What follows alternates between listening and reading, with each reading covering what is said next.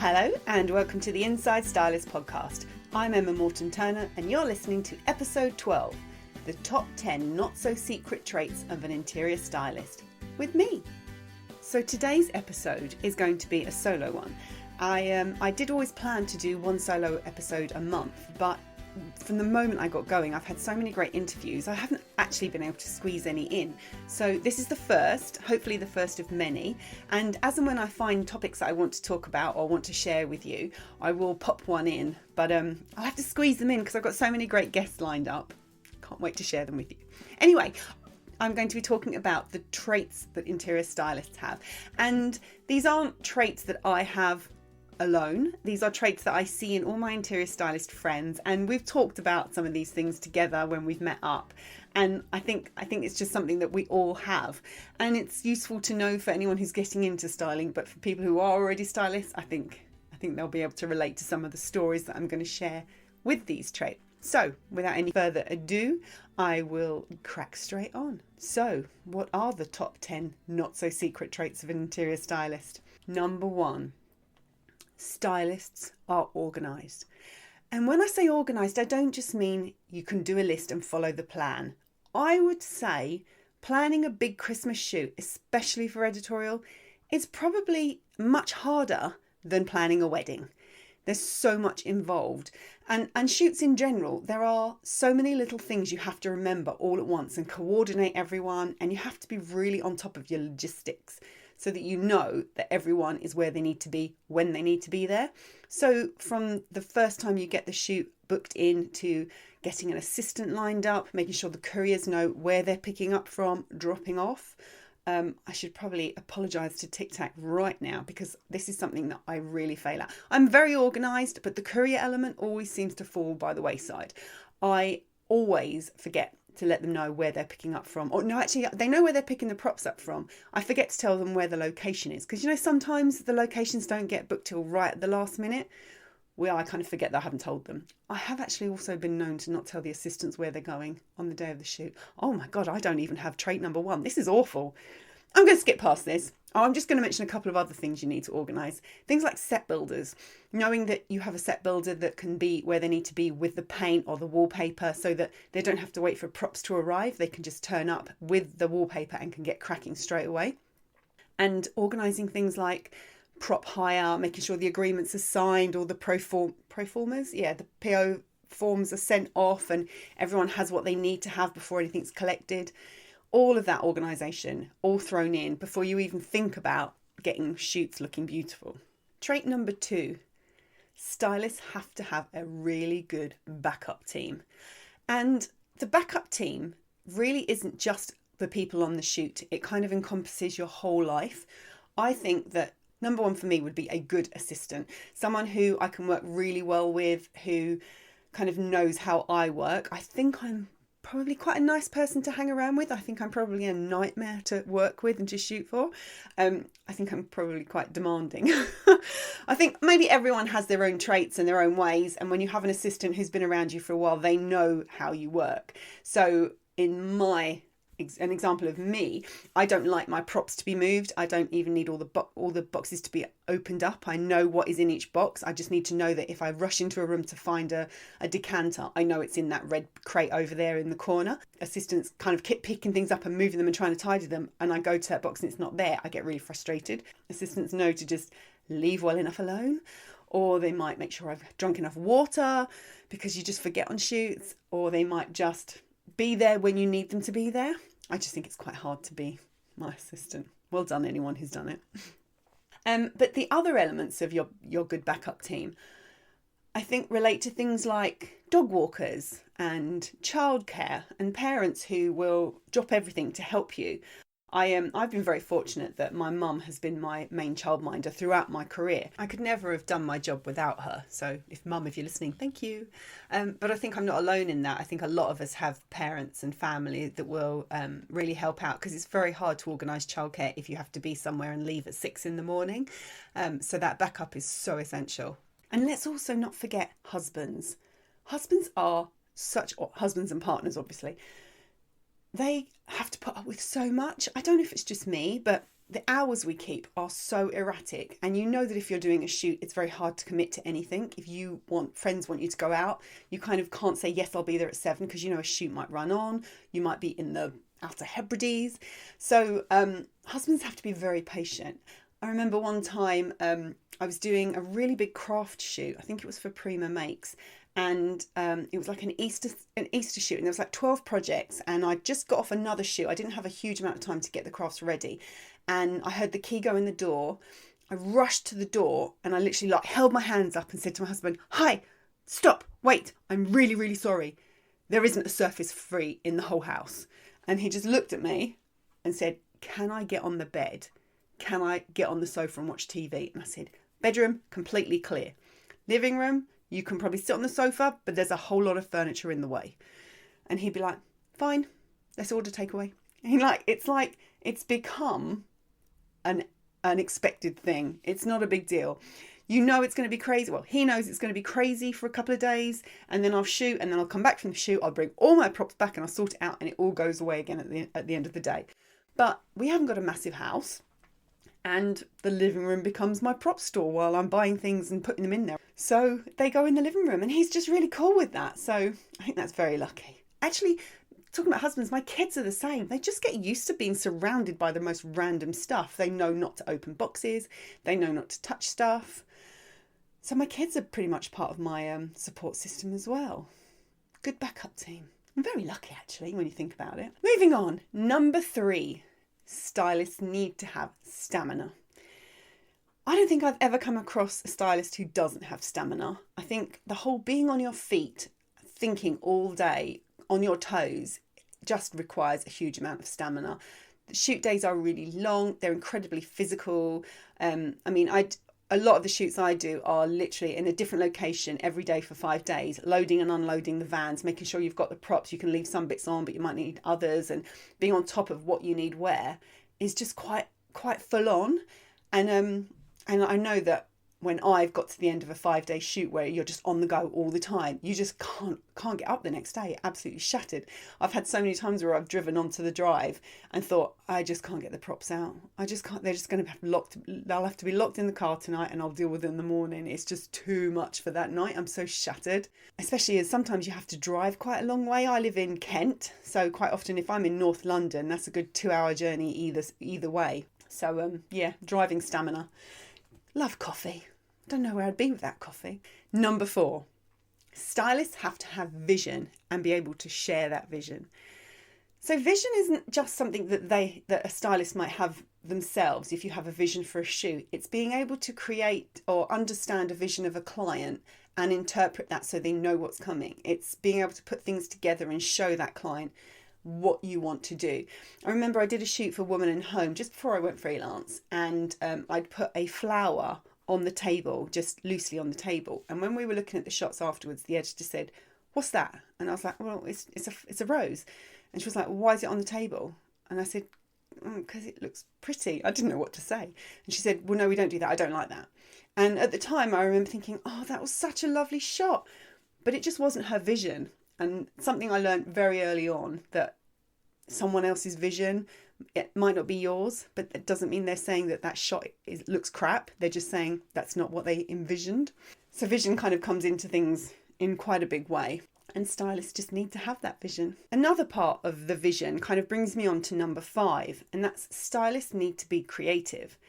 And creativity doesn't just come in making rooms look fantastic. It comes with being able to share your design ideas. How are you going to show a client what you plan to do at a press launch? Or you've got a feature that you want to do on Mexican outdoor entertaining. How are you going to show them what that is? And the creativity comes in how you show them the ideas that you have, but also the drawings. I do everything by hand. I know quite a lot of stylists do things by hand drawing out how each shot will look.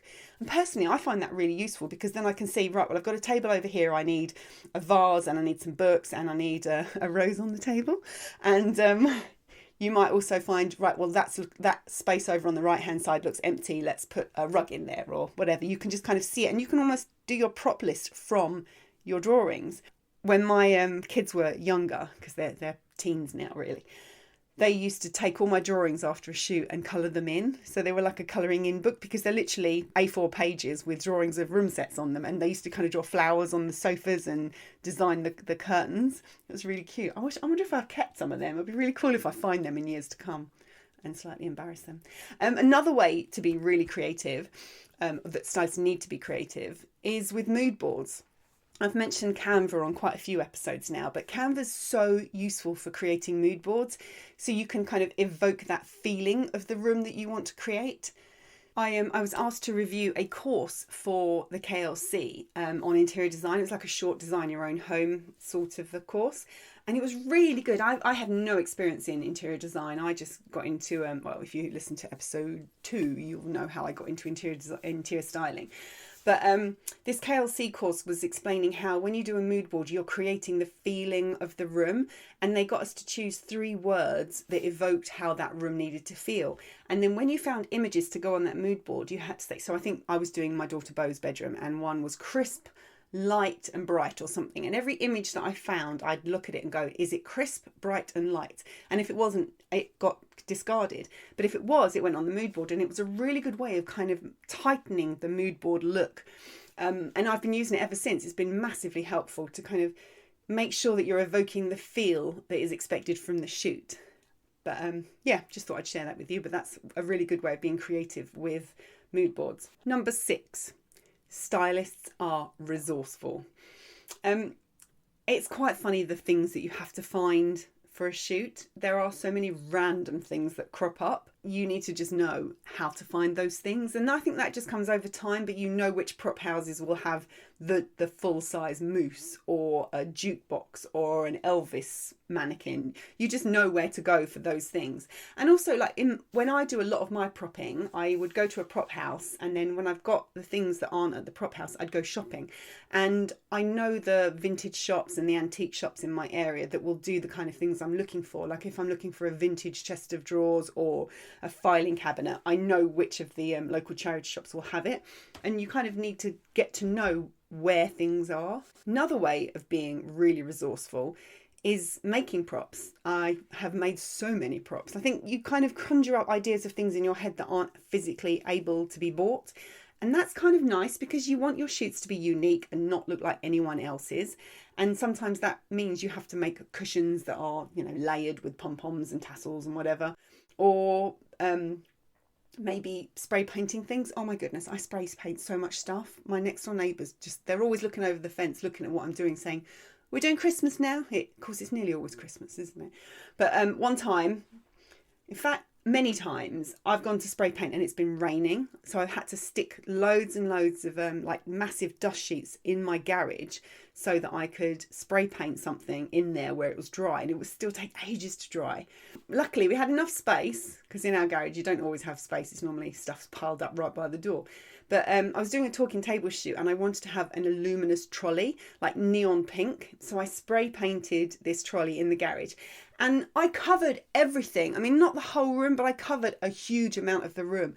But this spray paint, because it was so bright, it was a really powdery effect, and the dust went everywhere. So like we've got like a lawnmower in there, it's got a fine dusting of pink on it now, all the tools, there was just so much pink everywhere, even though I put dust sheets everywhere. But I mean, it looked fantastic, but if you touched it, the paint just came off. It was a nightmare, just really dodgy neon paint. But yeah, I spray paint loads of stuff. It's just, God, if you've got to paint a chair, if you spray paint it, it will take 5 minutes. If you paint the whole thing, it's going to take 2 hours. And also, I just like to have a bit of spray paint. It's good fun. I know I'm not the only one, because I've seen other people's Instagram accounts sharing their makeshift spray booths. I'm wondering, does everybody have a ton of dust sheets ready for doing things like spray painting? I bet we do. I bet we all do. Other things that we need to be resourceful for are finding locations. Now, 9 times out of 10, when I do shoots, the client usually has a location in mind, but sometimes they will ask you where they can find a 1920s theatre or a barn or a country residence that has a swimming pool or a view. And again, that's another thing that comes with time, but there are so many agencies out there where you can find great locations. So it's just a case of building up relationships with people. and knowing where to find them, really. But that can take absolutely hours. That's like a job in itself. But I think one of the highlights for me is going to loads of different locations. I love to see all the different places. I don't really get house envy very much. I used to when I was kind of new to it, but I've been to so many incredible houses. And now I look at them and I just think, oh, it must cost a fortune to heat. I bet it's a nightmare to clean. My kids would never hear me when I yelled for them to come down for dinner. And also, I want to live in a warehouse. If it's not a warehouse, it doesn't really tick the boxes for me. If I'm in a warehouse, I have done a couple of shoots in warehouses with talking tables, and I've literally walked in and gone, oh, I'm home. But yeah, not many warehouses in Bromley. Number 7, stylists need to be good with colour and have a love of colour. I think every stylist I know has a kind of a colour love, whether that is loving grey and navy and kind of muted colours in their home, or it could be florals, or it could just be really gentle pattern. It could be absolutely anything. They do tend to have this real love of textures, and it could be wallpapers, it could be fabrics. It's just that need to get your hands on that new texture, that new colour, that new pattern. And I don't think it's just interiors. I think this comes through in our lives, whether it's something we wear or places we go and we see amazing curtains in some old manor house. I think just you have to be good with you have to love colour to be a good stylist, because let's face it, interiors is all about the colours and the textures and the tones, and you have to know how to put them together and make them work. And even if you're clashing them, you have to be able to clash them together well. I love colour. Number 8, you need to be good at communication. I think that to be a really good stylist, you have to have a really good contacts list. You need to have all the PRs lined up if you're ever doing a feature, and you need to call in products that hit whatever the feature is. You don't want to be looking for them every time. You want to have a list of 10 people you can call straight away, so that your job is quite straightforward and easy. And I think communication with PRs has really improved, and not that it was bad before. I just think things like Instagram have made everyone very accessible, and you can chat in a way that's a bit more informal. And that's really what Inside Stylist is about. I had to mention it, didn't I? It's about that community. And I think the building communication with PRs and them becoming much more friends than they ever have been in the past it's just brilliant. I love it. I love how work now comes from having good communication with PRs. And clients as well. You might come across a marketing manager and then you start chatting and then suddenly they want you to shoot for them. It's great. Other good things are other good communications that are essential are things like knowing set builders who can do the jobs that you need to be done. You might have someone who needs to be able to put up wallpaper that's really expensive. You need to be able to trust that they are going to get it right with the wallpaper that you've got and not run out halfway through. There's a set builder called Gareth who he's doing these amazing backdrops at the moment, but also he's been putting on Instagram. He was painting, I think it was for Portland Mitchell. He was painting backdrops that looked like concrete, but it was paint and they were amazing. And I was like, I know he does that. I can't wait to need that so I can hire him to shoot, like I can shoot a concrete backdrop and he will be the person I call. I know that I've got the communication and the resources again. It all kind of ties in, doesn't it? That you know who you can call on.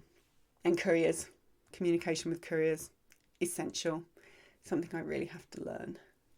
I'm sorry, guys. I try. Couriers, I think, like it when you tell them where to go, where to pick up props, where to drop off props, where they need to be at what time. Yeah, I need to improve on that. Big time. Number 9, stylists need to be good with money.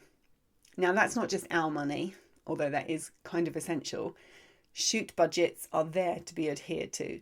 I always do like a chart and then write down the props budget and then try and get things to be lower, and then I've got more money for usually flowers. I quite like playing with the budget to make sure I go as close to it as I possibly can. Try not to go over, but sometimes it's better to just go a little over so that you've got the right stuff than be without. But yeah, to be good with money is so essential, and to know where your money is coming from and going to, also making sure you're getting paid to cover the expenses as quickly as possible, because quite often we'll have to incur expenses that we don't get advances for. Things like paperwork, there's so much paperwork involved. Remembering where you've put all your paperwork for your tax, for example, and doing your tax return. And things like chasing up invoices. that's one of the hardest parts. I think we all kind of cringe a little with that. I think we're very creative, and doing things to do with the business side of it isn't our favourite thing, but it's so essential to be on top of it. And when you get paid, making sure it's all kind of, you know what's coming in and what's going out, hopefully putting a little bit aside for tax each month. I mentioned a book on the resources page on the website, insidestylist.com, about this book called Profit First. And it's absolutely fantastic. It's all about how to look after your money and how to make sure that you have profit from your business, but also putting money aside for tax. It's by a guy called Mike Michalowicz. I will put this in the show notes. I'm not even going to attempt to try and spell his name. But this book was really good. It really changed how I dealt with my money and how I put pieces into one pot and into another pot, and making sure that it all goes in the right place, but taking a little bit for myself first.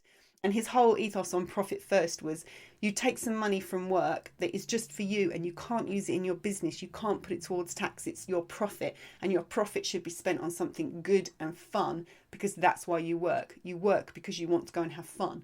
It's a really good book. I would definitely recommend it.